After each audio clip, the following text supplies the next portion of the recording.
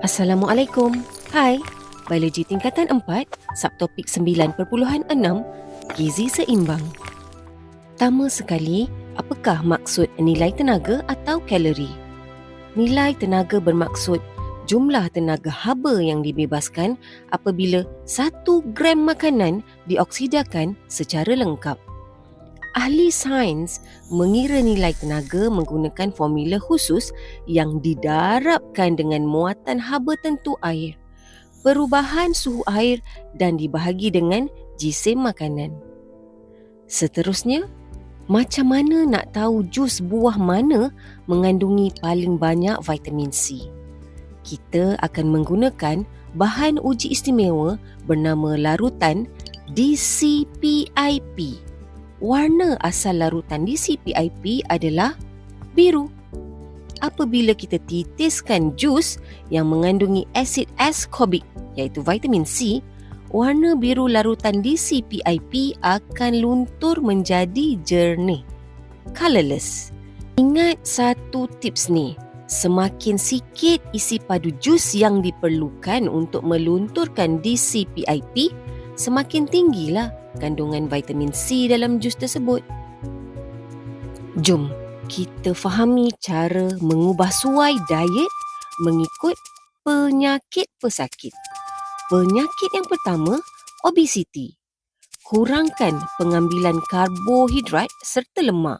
Banyakkan memakan sayur-sayuran dan buah-buahan untuk serat. Penyakit kedua ialah diabetes mellitus atau kencing manis. Elakkan gula ringkas seperti kek dan gula putih. Lebihkan karbohidrat kompleks iaitu indeks glisemiknya rendah supaya paras gula darah tidak melonjak naik secara mendadak. Next, penyakit ketiga iaitu kardiovaskular, iaitu yang melibatkan sakit jantung dan darah tinggi. Pesakit-pesakit wajib kurangkan pengambilan garam untuk mengawal tekanan darah. Kurangkan juga makanan tinggi lemak tepu dan kolesterol. Penyakit keempat, kanser. Pesakit-pesakit perlu menjauhi makanan proses dan daging merah yang berlebihan.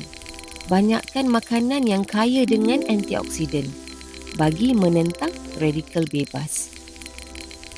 Semua pengubahsuaian diet ni sangat penting tau, bagi memastikan badan mendapat tenaga yang mencukupi di samping mengekalkan kesihatan optimum mengikut keadaan fisiologi masing-masing.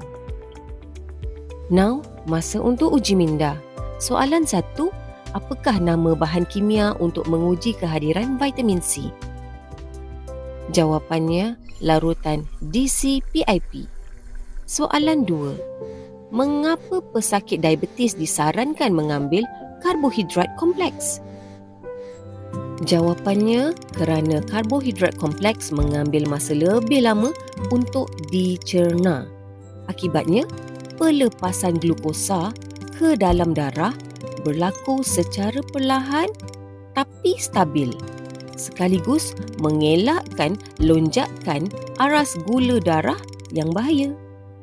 Soalan ketiga, Encik A ada masalah tekanan darah tinggi dan sakit jantung.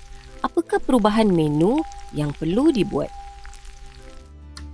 Pertama, Encik A kena kurangkan garam kerana natrium berlebihan akan meningkatkan tekanan darah. Kedua, Encik A kena kurangkan makanan berlemak kerana lemak tepu akan meningkatkan kolesterol yang boleh menyumbat salur darah. Okey semua, dekat sini cikgu ada satu pesanan tambahan. Kalau kita masak sayur tu, jangan masak lama sangat pada suhu tinggi kerana vitamin C ni dalam sayur tu sangat sensitif dan mudah musnah. Okay everybody, that's all for now. Thank you.